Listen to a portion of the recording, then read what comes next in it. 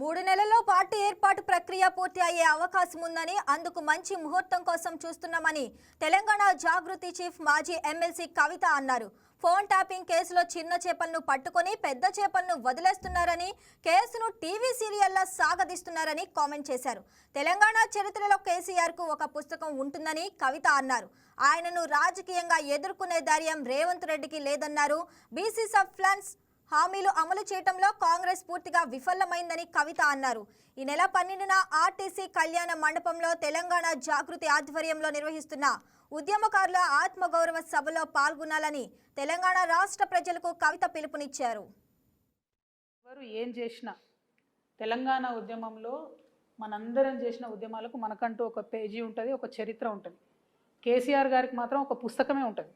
నేను ఇవాళ కేసీఆర్ గారికి విభేదించవచ్చు, నేను ఇవాళ బీఆర్ఎస్ పార్టీలో లేకపోవచ్చు, కానీ కేసీఆర్ గారు చేసిన ఉద్యమానికి ఆయన చరిత్రలో ఒక పుస్తకమే ఉంటుంది. ఆ విషయాన్ని కాదు అని చెప్పి రేవంత్ రెడ్డి గారు కేసీఆర్ గారిని రాజకీయంగా ఎదుర్కొనే దమ్ము ధైర్యం లేక ఆయన మీద విమర్శలు చేస్తున్నారని నేను భావిస్తున్నాను. నేను కేసీఆర్ గారికి మద్దతు ఇస్తలేను. రాష్ట్ర రాజకీయాల్లో ఒక మర్యాదపూర్వకమైన వాతావరణం ఉండాలని కోరుకునే ఆడబిడ్డగా చెప్తున్నా. విమర్శ చేయండి, ఏదన్నా చేయండి, కానీ ఒక లైన్ దాటొద్దు. రేవంత్ రెడ్డి గారు అన్ని లైన్లు దాటి ఒక జాతిని పట్టుకొని మాట్లాడుతూ ఉన్నారు. నేను నిన్న కూడా చెప్పిన అది కరెక్ట్ కాదు. ఏ జాతిని ఎవరు కూడా అవమానించకూడదు. అన్ని జాతులకు మనం గౌరవం ఇచ్చుకుంటేనే బాగుంటుంది. రాజ్యాంగం మీద ప్రమాణం చేసి కేవలం కేసీఆర్ గారు పుట్టిన కులాన్ని నేను ఎటుపడితే అటు మాట్లాడతా అంటే చూస్తూ ఏ ప్రజలు కూడా ఊరుకోరు, ఎవరు కూడా హర్షించరు, ఏ కులం వాళ్ళు కూడా హర్షించరు. అది తప్పు. కేసీఆర్ గారి చరిత్ర చెడిపేస్తా అంటే చెరిగేది కాదు. అట్లనే రేవంత్ రెడ్డి గారి చరిత్ర కూడా చెరిగేది కాదు. అది మంచిదా చెడ్డదా ఆయన నిర్ణయించుకోవాలి, నాకు అనవసరం. కానీ ప్రజల హృదయాలను గెలుచుకొని ఎప్పుడైనా రాజకీయాలు చేయాలి, కానీ అవతలోని తిడితేనే రాజకీయం చేస్తాం అనుకుంటే అది కరెక్ట్ కాదు. నేను రేవంత్ రెడ్డి గారి వాక్యాలు నిన్న కూడా ఖండించాను, ఇవాళ కూడా ఖండిస్తున్నా. ఇటువంటి భాష తెలంగాణ రాజకీయాల్లో ఉండకూడదని చెప్పి నేను మనస్ఫూర్తిగా నమ్ముతా ఉన్నాను. అంటే ఈ big fish small fish theory గుర్తుంది కదా బ్రదర్ మీకు. స్మాల్ ఫిష్ని పట్టుకొని బిగ్ ఫిష్ని ఇడిచిపెట్టుడు అనేది ఫోన్ ట్యాపింగ్లో కూడా అదే జరుగుతుందని నాకు అనిపిస్తుంది.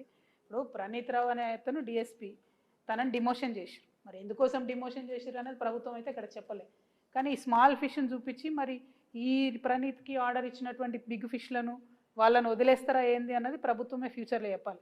మరి డిమోషన్ చేసిరంటే ఫోన్ ట్యాపింగ్లో ఏదన్నా టెక్నికల్ డీటెయిల్స్ ఉన్నాయా అందుకని చేసిరా, వాళ్ళు చెప్తలేరు ఎందుకు చేసిరో కూడా. సో ప్రణీత్ రావు లాగానే చాలా మందికి కూడా డిఎస్పీ ప్రమోషన్లు వచ్చినాయి, ఇదివరకు కూడా కాంగ్రెస్ ప్రభుత్వంలో వచ్చినాయి, టీఆర్ఎస్ ప్రభుత్వంలో వచ్చినాయి. సో డిపార్ట్మెంట్ని ఇట్లా డిమోరలైజ్ చేయకుండా, ప్రభుత్వాలు మారినప్పుడల్లా అధికారులను వేధించకుండా దయచేసి పొలిటీషియన్స్ మనం ఆదర్శంగా నిలబడాలి. అసలు ఎందుకు చేసిరు అనే విషయం ప్రభుత్వం క్రిస్టల్ క్లియర్గా చెప్పాలి. ఒకటి.